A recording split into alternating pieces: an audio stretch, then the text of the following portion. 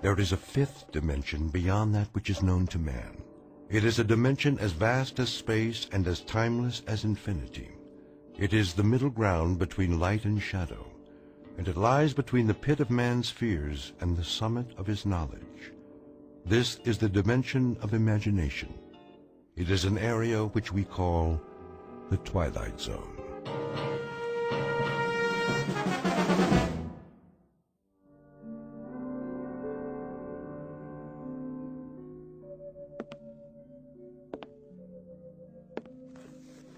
Entry.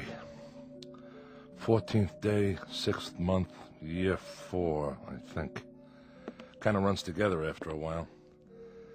Got up this morning, same as always. Big deal, huh? I even made my bed.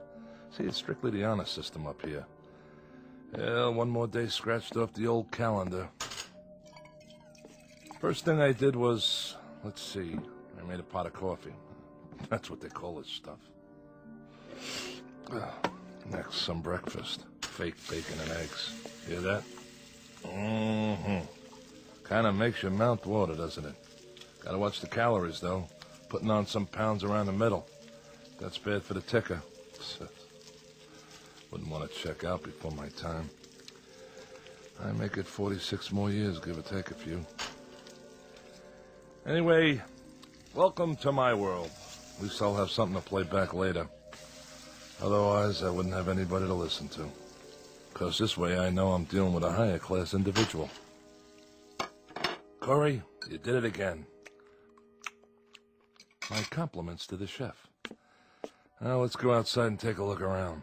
Don't mind if I do. This is my backyard. And my front yard. It's all my yard now. No footprints in the sand except mine. I never even locked the door. Why should I? Nobody comes calling. Not even a lizard. Just miles and miles of nothing. Anyway, be back in a while. Time to go to work. I got a 1947 pickup truck out there. Been restoring it for years. Gives me something to do, like a hobby, you know? Alan B., he brings me parts a little bit at a time. Wonder how he's gonna get the long block here. Now that's gotta weigh more than a few pounds. Bye for now. This is Corey, signing off.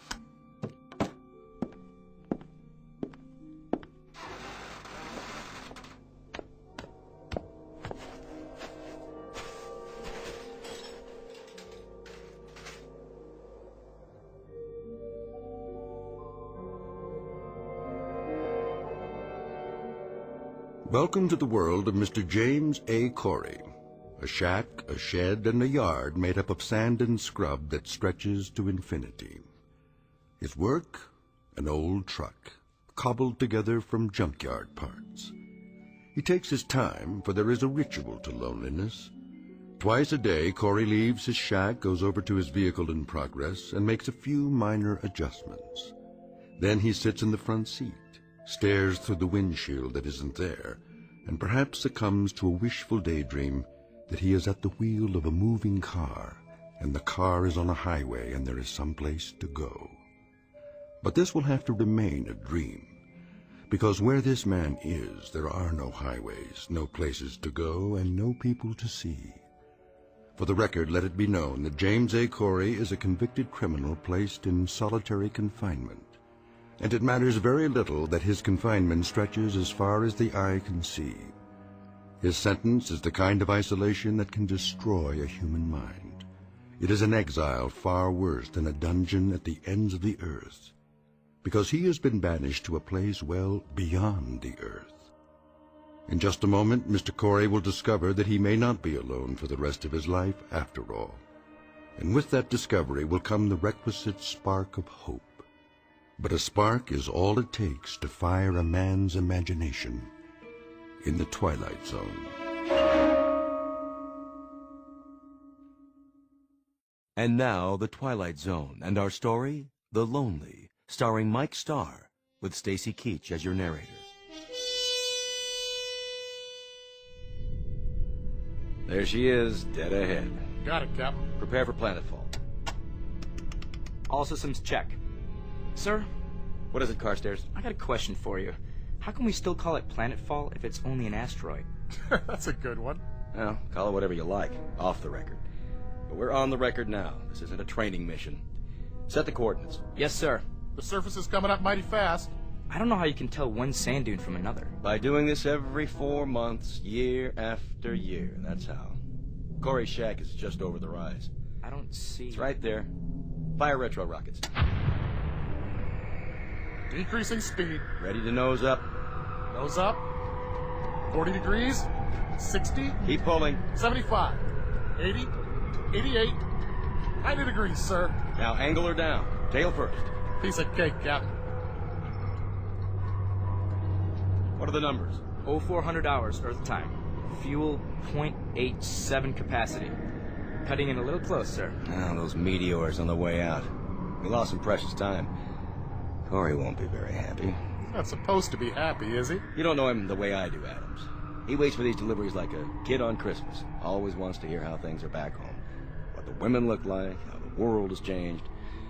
I'm the only contact he's got. If I didn't stop here, I think he'd go stir-crazy. What do you do, anyway? He stopped caring, that's what. After he lost his wife. Yeah? He got in a fight. Some say it wasn't his fault. The guy died, and he ended up here. They don't have room for any more criminals back home. The new regime, huh? I read about that. But he's had a lot of time to think. Nothing to do here but think. Prepare to set her down. I want a 3-point landing this time. Yes, sir. Tail fins ready. We're going in.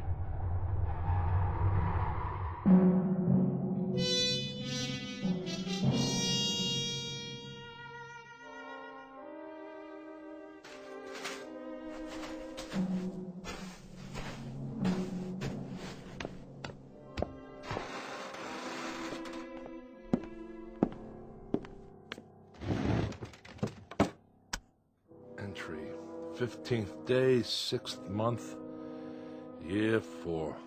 I'm even measuring time by this place now. I go on every day like the day before and the day before that. The weeks, the months. But I can't give in. I have to stick it out. There'll be a supply drop coming soon, I think. They're overdue. Hope it's Allenby's ship, because he's a decent man and he brings me things. Like he sneaked the parts for that antique out there. Few pieces at a time, as much as he could carry. Thank God for that truck and the hours it used up. I can look at it out there and know it's real. And reality is what I need. Because what else is left that I can believe in? The desert? The wind? Myself? Here's a thought. Maybe I'll end up like that truck. Inanimate. Nothing but an object sitting in the sand. Wonder if I'd still feel the loneliness. Would I feel anything? Hey, that's it. The ship. Hear that, diary? Now I don't have to talk to you. I've got somebody else. Besides myself. Be back later.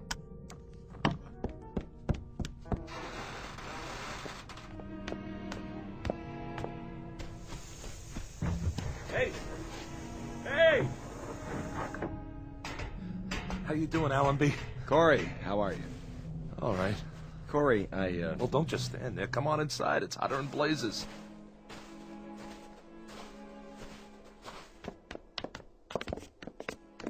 What a place you got here. Glad you like it. I didn't say I liked it. I think it stinks. And I guess you think I don't? I don't know what you think. Hey, take it easy, Adams. Well, you don't have to live here now, do you? No. But I've got to come back here 4 times a year. And that's 8 months out of 12, Corey, away from Earth. Sometimes my kids don't even recognize me when I get home. I'm sorry. I'll bet you are. Come on, fellas. Have some coffee.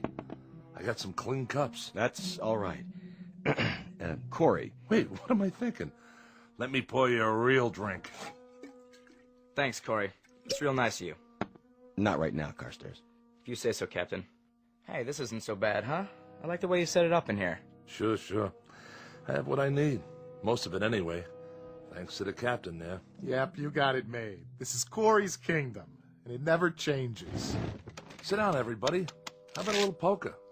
4-handed draw, jacks to open. Who's in? We don't have much of a layover this time. All right, no openers. Joker's wild. There was some trouble on the way, and we lost time. Deuces wild. How's that? Or blackjack? Anybody want to play blackjack? You can count to 21, can't you, Adams? Listen to this guy. Look, we've only got 15 minutes, guys. So what? Nobody's checking your schedule out here. What's the big deal? I'm sorry, Corey.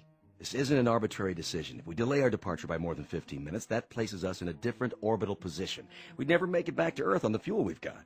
We'd have to stay at least 14 days before we're in position again. So? Why not hang out here? I've got some beer put away. I can turn up the generator and get it cold. We'll sit around, talk. It's just not possible. It's a few lousy days. A few hours, even. A couple of card games, at least. How about you guys? What's the matter? Think I'll murder you or something over a bad hand? Not this time, Corey. All right, all right. 3 or 4 minutes gone already. Better get going. I wouldn't want to foul up your schedule. Not for a lousy game of cards or a few bottles of crummy beer. How's your water supply? Don't worry about it. I got plenty. Well, I'll have a cupful then, if you can spare it. Sure. We've got some fresh on board. I'll have the men bring it over. You do that. Brought you a few more things, too. I thought you could use them. Thanks. Any news? Not yet. But I told you last time, there's been some pressure back home about this kind of punishment. A lot of people think it's unnecessarily cruel. Well, who knows what'll happen the next couple of years. They may change their minds, rewrite the law, bring you back to a prison on Earth like the old days. Allenby, I have to tell you something. Every morning when I get up, I tell myself that this is the last time. That I won't be able to live another day alone, not another day. And by noon, when I can't keep still anymore and the inside of my mouth feels like gunpowder and burnt copper and deep down in my gut, I've got an ache that won't go away, and it starts to spread through my body, tearing little chunks out of me. Then I think that I've got to hold out for one more day, just one more day. But I can't keep doing that forever. You hear me? Or I swear I'll lose my mind. You're breaking my heart. What do you know about it? That's enough. Let him go. Why should I? What do I have to lose? I said... Take your hands off me, you nutcase. Watch your mouth. Corey, You shouldn't worry about losing his mind. Look at him. He's already lost it. back off, Adams. Now you and Carstairs go back to the ship and get the supplies. Yes, sir. Go on, do as I tell you. And the big crate, the one with the red tag, handle that one gently. How about using the truck out there? Some of the stuff's pretty heavy. It's not running today. It isn't, huh? What's the matter, Corey? Out of gas? Lots of places to go around here. There's the country club past the mound over there. And the seashore over that way. And the drive-thru restaurant. That's around here someplace, isn't it? Knock it off, Adams. Get the supplies. I'm going. I brought you some parts for the truck. A set of coil springs. I got some magazines, too. Strictly on my own. And some old vintage movies. Science fiction. You'll get a kick out of them. I'm sure I will. I brought you something else. Yeah. It would mean my job if they found out. Look, Allenby, I don't want your gifts. I don't want your tidbits. Makes me feel like an animal in a cage and there's a nice old lady out there who wants to throw peanuts at me. Allenby, I only got one question. What about the pardon? I'm afraid you're still out of luck. That's what I figured. The new regime, huh? The sentence reads 50 years. And they're not even reviewing cases of homicide. Allenby, take a look out there. What do you see? This is 90% of the view I'm going to have for the rest of my life. Did it ever cross your mind?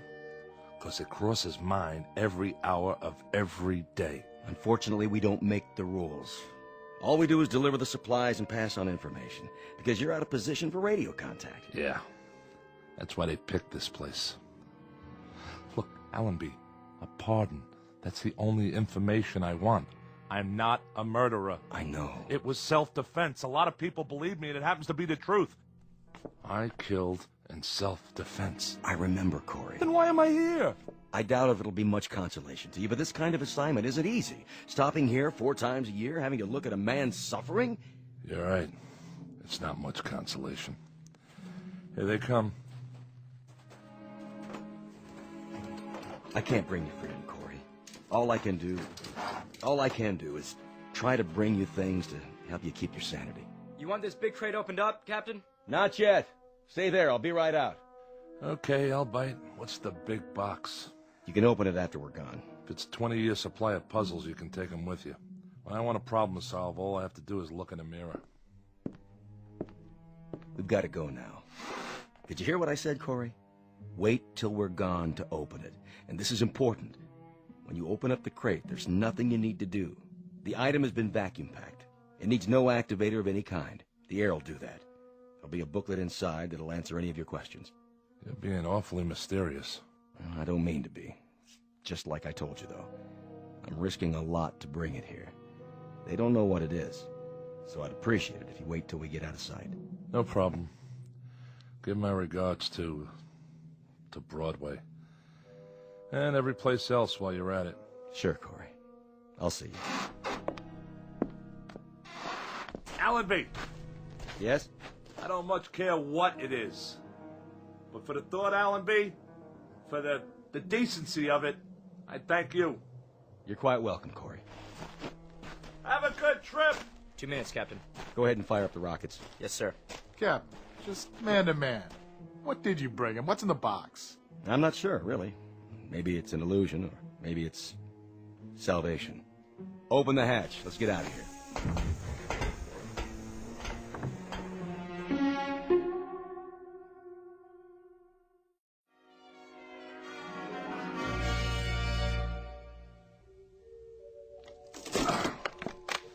What?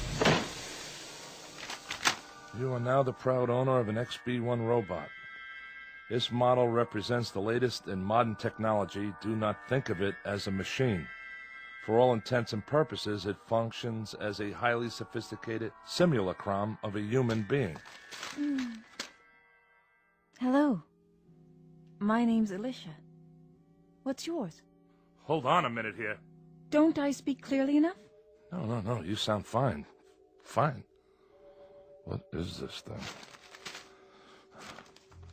Both physiologically and psychologically, she is comparable to a living human with a full set of emotions, a writable memory track, and the ability to reason and to speak. She is immune to organic illness and under normal circumstances should have a lifespan similar to that of a human being. Caution must be taken against exposure to excessive heat and moisture. She comes complete with a loose-fitting microfiber garment for general use. Would you answer my question, please? What question? What's your name? Corey. My name's Corey. I like that name. Good. Glad to hear it.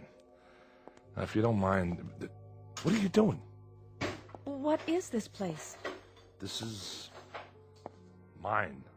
My place. Yours? Where I live. Alone. Allenby must think I'm pretty far gone. Hey, don't move that. It's my cup. I've still got some water left. Water. Do you like water, Corey? Yeah, I like it.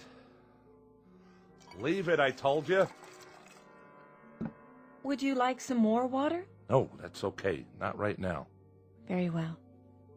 Where is your place? Where? On an asteroid, all right? Asteroid. I know that word. 6,000 miles north to south, 4,000 east to west. It's got atmosphere, gravity, the works. Now, why don't you just... What, Corey? Stop saying my name! Get out. I don't want some machine in here. I'm not a machine. I'm an XB-1. Go on, get out. Corey? Corey? Corey?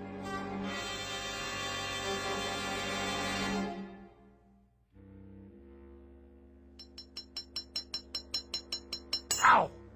Blasted coil springs. What's wrong, Corey? Nothing, all right? I brought you some water. Where shall I put it? Just leave it. But it will get warm on the sand. It won't taste as good. You know that, huh? What it tastes like? I can feel thirst. Yeah? What else can you feel? I don't understand. Can you feel heat and cold? The wind? Yes, How about pain? Can you feel pain? that too. How? How can you? You're a machine. Excuse me. A different kind of machine. Yes. course you are. So why didn't they build you to look like a machine? Why aren't you made of metal with nuts and bolts sticking out of you? With wires and electrodes? Would you prefer that? You know, I might. Because then you wouldn't be a lie. A lie? Why do they cover you with stuff that looks like flesh? Why even give you a face in the first place? A face that if I look at it long enough, it almost makes me think, makes me believe that... Believe what? Stop asking me stupid questions. I didn't mean to. Look at me. Don't hang your head. Corey. Turn that face up. I'm talking to you. Corey, please. Don't give me any of that phony stuff. Somebody program it into you? Why? What's the point? To mock me? I'm not mocking you, Corey. Yes, you are. Every time you talk to me, every time you look at me, like right now, I'm being mocked. You hurt me, Corey. Hurt you? How could I hurt you? This arm, it isn't real. Please, let go of me. There aren't any nerves under there. There aren't any tendons or muscles. There isn't any flesh and blood. But you don't even know what I'm talking about, do you? What are you doing? Oh, just what do you think? I'm looking for the right tool for the job, and you know what that job is? No? I'm going to turn you back into parts the way you should have been in the first place. Maybe I can use some of them in the truck. Corey, that's a hammer. That's right. That's what it is. You know what you are? You're like this broken down heap of iron sitting here. Exactly like it. You're just a hunk of metal and plastic and God knows what, with arms and legs instead of wheels. That heap doesn't mock me the way you do. Doesn't look at me with make-believe eyes and talk to me with a make-believe voice. No. Well, listen, you machine. I'm sick of being mocked by some kind of ghost, by the memory of what a woman looks like. Well, I don't need it. I've got enough memories. I don't have to be reminded of anything. And that's all you are. Nothing but a reminder that I'm so lonely I'm about to lose my mind. That's right. Close your eyes if you want. I don't care. Corey. What are you... Oh, Corey. Are those tears? Yes? You can cry, too? When I have reason. I can't stand to see that. But why? What are you crying for? I'm frightened. Frightened of me? You can feel fear? Yes. The book said with a full set of emotions. What else can you feel? Sadness. You can? And happiness. Joy. Mystery.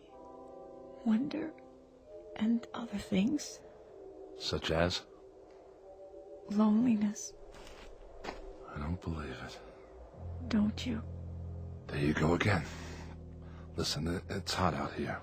Yes, that's not good for me. We'll go back inside. All right.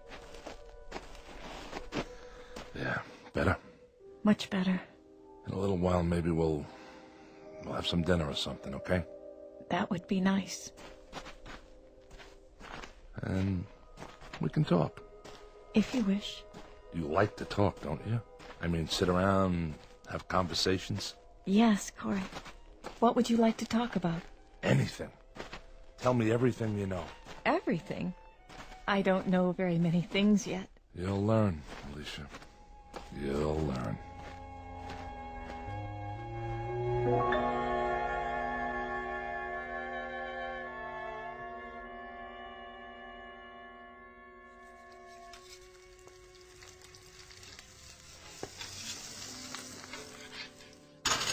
Here you go. Of course, it's only freeze-dried, but it isn't bad.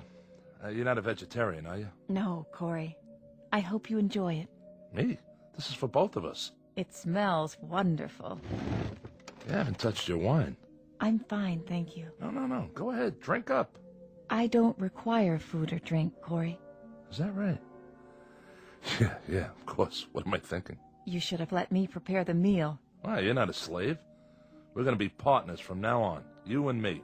No. But it means so much to you. I like to see that. It makes me feel happy. Does? Of course, I'm not a true human being as you are. I don't care. I don't care how you were born or made. You're flesh and blood to me. I need you, Alicia. Do you understand? And I need you, Corey. Okay. We got that settled. Let's drink up. Here's to us. From now on, we don't need anybody else. Yes, Corey. Drink up.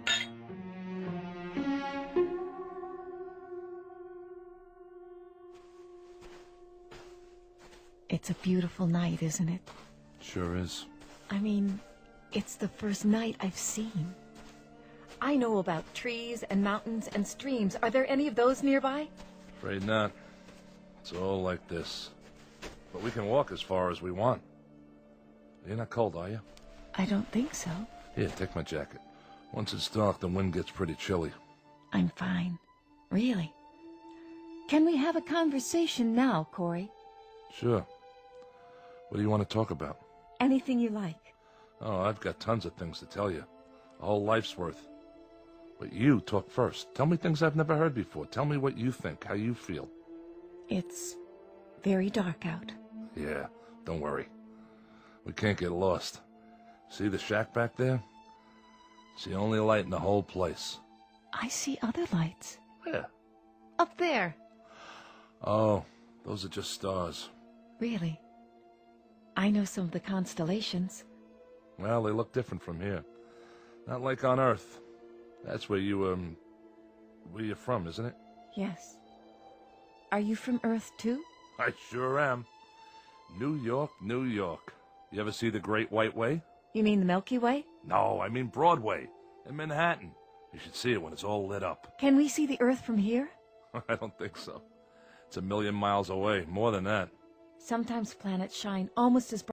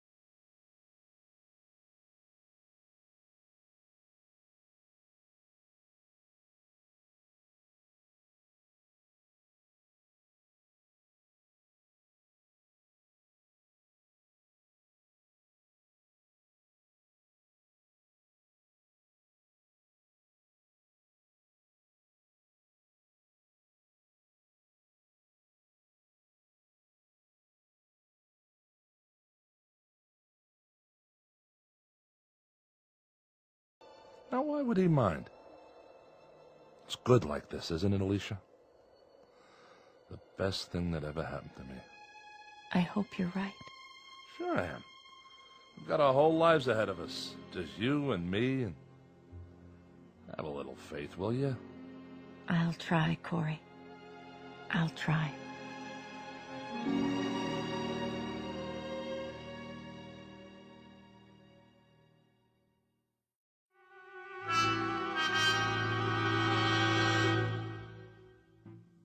Alicia has been with me for 11 months now. Twice when Allenby brought the ship in with supplies, I've hidden her so the others wouldn't see. But each time, I've seen the question in Allenby's eyes. It's a question I have myself. And I don't have the answer. It's difficult to explain the sum total of this relationship. It's strange, all right. Man and machine. But it's also man and woman. There are times when even I know that Alicia is simply an extension of me, a mirror of my needs. I hear my own words coming from her. The things she's learned to love are the things I love. Where do you want to store the magazines and books, Corey? Anywhere, Alicia. Anywhere you'd like. I think I've reached the point now where I won't analyze her any longer. I accept her as a part of my life, an integral part. I don't know how I ever got along without her. Because I'm not lonely anymore. Each day is something I can live with, something new. It's a gift. Nothing else matters. Because I love her. I've been trying to get up the courage to tell her. That's all for now. Alicia? Yes? Think I'll go outside and work on the truck for a while. Shall I go with you? That's all right. No, wait. Why not? You can see how it's coming. Just don't stay in the sun too long. I won't. I haven't done much work on it lately, but it's gonna get finished. And it'll be great, I promise. I believe you. Go on, get in the front seat. If you like. Right next to the driver. Are we going somewhere? We sure are. Let's see, how about burgers and a movie? But we have the movies Allenby brought us. Haven't you ever been on a date? First, I pick you up. Then we go to the movies. A drive-in. How about that? You don't even have to get out of your car. Then we go to a drive-in restaurant on the way home. We still don't have to get out of the car. Isn't that something?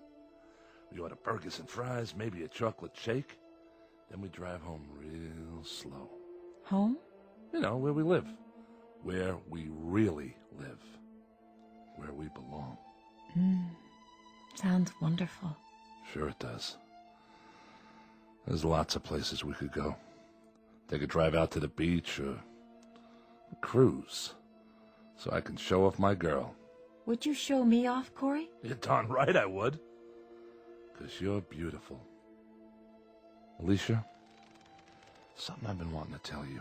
Corey? Yeah, What star is that? you can't see stars in the daytime. I was going to tell you. But maybe it's a ship. The ship's not due for another month. What is... There! See it flash? It looks like silver. Wait a minute. It must be Allenby's. That's the only one that ever comes this close. Corey, what does it mean? I'll find out. You wait here. Just wait, all right? If you say so.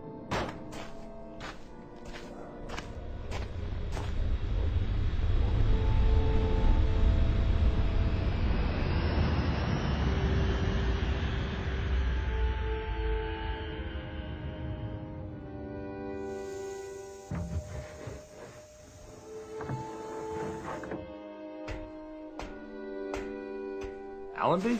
Hello, Corey. What are you doing here? Have some trouble? No, we had no trouble. What's the matter, Corey? Aren't you glad to see us? But you don't have a scheduled stop for another month. This is a scheduled stop. What are you talking about? We've got good news for you, Corey. Hold on. Let me tell him. Tell me what? Well, Corey, Forget it. Whatever it is, I'm not interested. you'd better hear what it is first. You heard me, Allenby. I'm not interested. Don't you get it? I don't care what happens on Earth. Not anymore. You will this time. I guarantee it. Doesn't make any difference. It's worse. If we'd come back a month from now, he'd have been eating sand or something. I'll see you guys. Leave the supplies by the shack. Corey, listen to me. It's this way, Corey. All the sentences have been reviewed. They've given you a pardon. We're not here to bring supplies. We're here to take you back home. What? But we've got to take off in exactly 10 minutes. We can't wait any longer. We're almost out of fuel. Any more than 10 minutes, and the coordinates will be wrong, and then I don't think we'd ever make it. Wait a minute, Allenby. What did you just say? What did you say about... You heard me right. A pardon.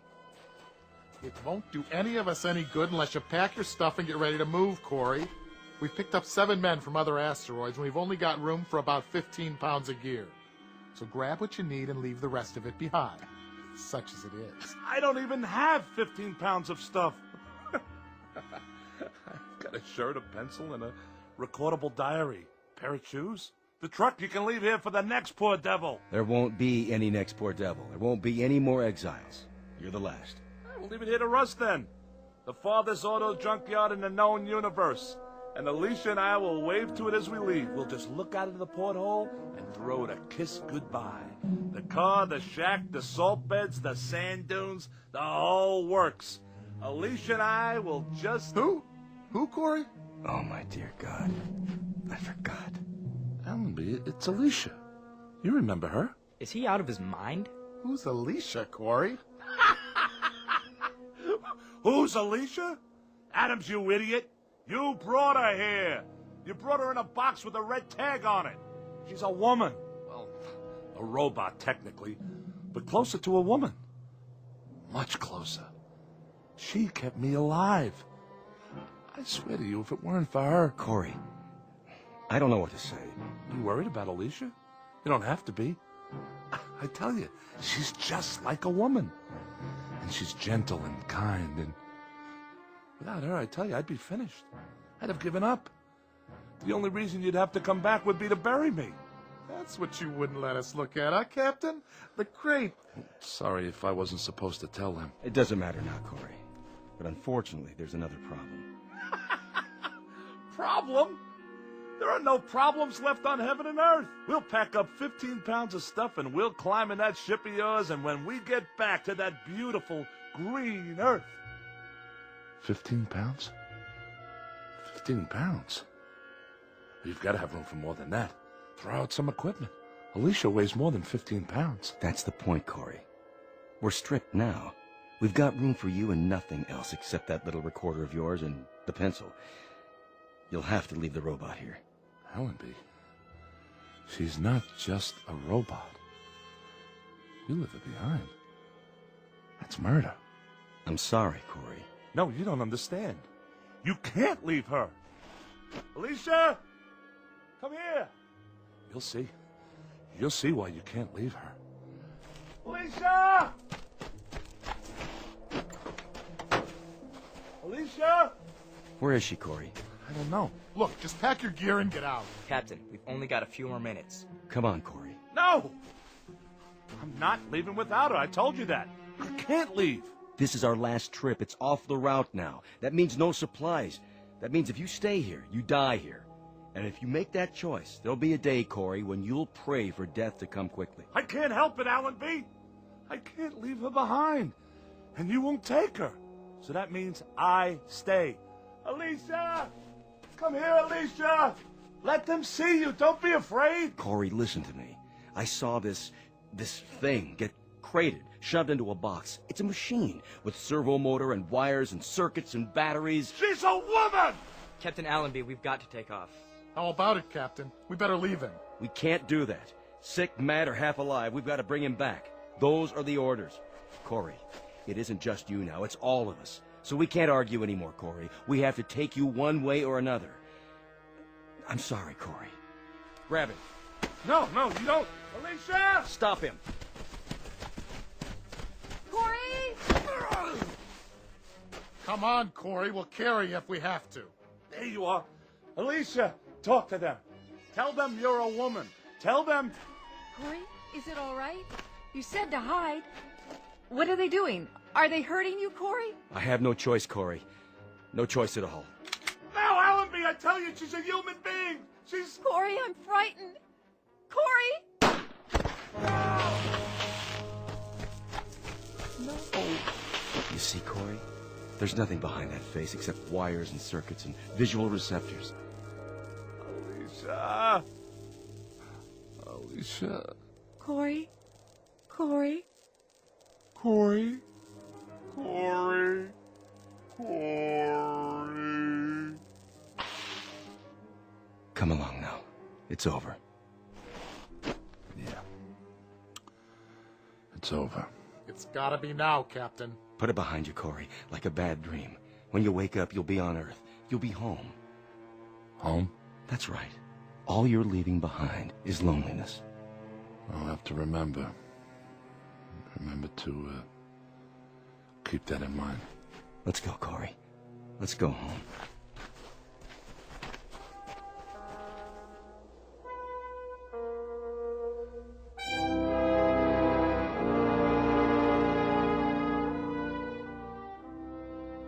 Down below, on a microscopic piece of sand that floats through space, is a fragment of a man's life. Left to rust is the place he lived in and the machines he used. Without use, they will disintegrate from the wind and the sand and the years that act upon them. All of Mr. Corey's machines, including the one made in his image and kept alive by love, but now obsolete, in the Twilight Zone.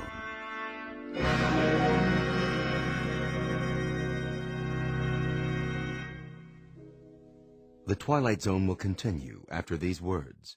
You are about to enter another dimension, a dimension not only of sight and sound, but of mind, a journey into a wondrous land of imagination. Next stop, the Twilight Zone. Hi, this is Stacy Keach. I'd like to take a moment to tell you about our Twilight Zone website at twilightzoneradio.com.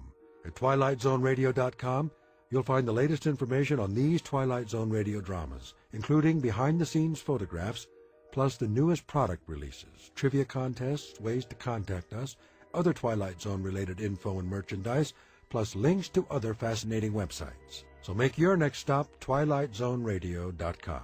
Visit TwilightZoneRadio.com to purchase these Twilight Zone radio dramas on cassette and CD, or call toll-free 1-866-989-ZONE. That's 1-866-989-9663.